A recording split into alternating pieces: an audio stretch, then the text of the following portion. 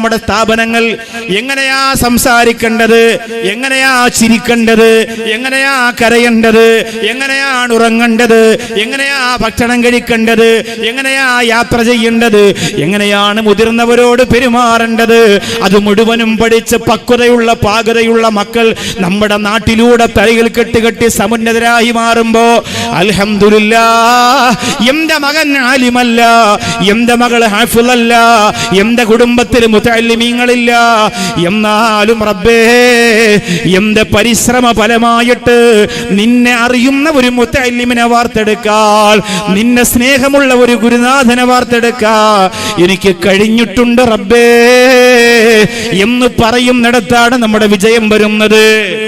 അതൊരു വലിയ സഹായമാണ്. അതും ഒരു ഇൽമിനെ സഹായിച്ചത് തന്നെയാണ്.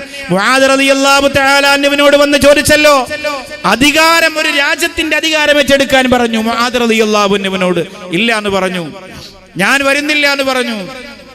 എന്തേ കാരണം?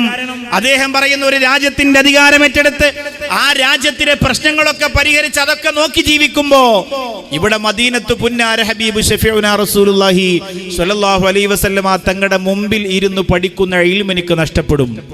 ഈ വിവരം അല്ലാഹുവിന്റെ ഹബീബിനോട് പോയി പറഞ്ഞു സഹാബത്ത്. മുത്തായ തങ്ങൾ പറഞ്ഞു, മുആദിനെ വിളിക്കാൻ പറഞ്ഞു. മുആദ് റളിയല്ലാഹു അൻഹു മുമ്പിൽ വന്നു, ചോദിച്ചു, മുആദേ, ഒരു രാജ്യത്തിന്റെ അധികാരമാണ് അവർ വെച്ച് നീട്ടുന്നത്, എന്തുകൊണ്ട് നിനക്കത് ഏറ്റെടുത്തുകൂടാ?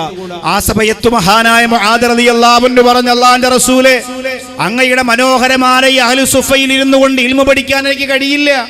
ഒരു അധികാരം വരുമ്പോൾ അവിടുത്തെ പ്രശ്നങ്ങളൊക്കെ പരിഹരിക്കാൻ വേണ്ടി പരിശ്രമിക്കേണ്ടി വരും. അതുകൊണ്ട് മുത്തുനബിയേ, ഞാൻ അതിൽ നിന്ന് ഒഴിവായതാണെന്ന് പറഞ്ഞപ്പോ മഹാനായ മുആദ് റളിയല്ലാഹു അൻഹുവിനോട് അല്ലാഹുവിന്റെ റസൂൽ പറഞ്ഞു, മുആദേ, എന്നാൽ അതിനേക്കാളും വലിയ കൂലി നിനക്ക് കിട്ടുമല്ലോ. ജനങ്ങൾക്ക് വേണ്ടി ഖിദ്മത്ത് ചെയ്ത് അവരെ കൂടി പഠിപ്പിക്കുന്നവരാക്കി മാറ്റാൻ ഇവിടെ വന്നിരുന്നാൽ നീ മാത്രമല്ലേ മുആദേ പഠിക്കുന്നത്? ഇത് ഇൽമിന് വേണ്ടിയുള്ള ഒരു ഖിദ്മത്തല്ലേ? ഒരു നാടിനെ മുഴുവനും അതവുള്ളവരാക്കാൻ, ഒരു രാജ്യത്തെ മുഴുവനും അറിവുള്ളവരാക്കാൻ, അവരെ മുഴുവനും തഖ്വയുള്ളവരാക്കാൻ, അവർക്ക് അല്ലാഹുവിനെ കുറിച്ച് പറഞ്ഞു കൊടുക്കാൻ, അവരെ അല്ലാഹുവിന്റെ പൊരുത്തത്തിലേക്ക് കൊണ്ടുവരാ നിന്റെ അധികാരത്തിലൂടെ കഴിയുമല്ലോ മുആദ് എന്ന് പറഞ്ഞിട്ട് അധികാരത്തിലേക്ക് തിരിച്ചുവിട്ടു മഹാനായ മുത്ത് റസൂൽ നബി മുഹമ്മദ് മുസ്തഫ സല്ലല്ലാഹു അലൈഹി വസല്ലം. ഈ സ്ഥാപനത്തിന്റെ സംഘാടകരോട് ഞാൻ പറയട്ടെ, ഇതിന്റെ സെക്രട്ടറി, പ്രസിഡന്റ്, പരിപാലകരോട് പറയട്ടെ, തളരാതെ പോകണം മുന്നോട്ട്. കോവിഡ് വന്നപ്പോ ക്യാൻറ്റീനിന്റെ അവസ്ഥ കാണുമ്പോ സങ്കടം വന്നിട്ടുണ്ടാകും. ഉസ്താദുമാർക്ക് സാലറി കൊടുക്കാൻ കഴിയാതെ വരുമ്പോ ഓഫീസിനകത്തിരുന്ന് കരഞ്ഞിട്ടുണ്ടാവും. തളരാൻ പാടില്ല.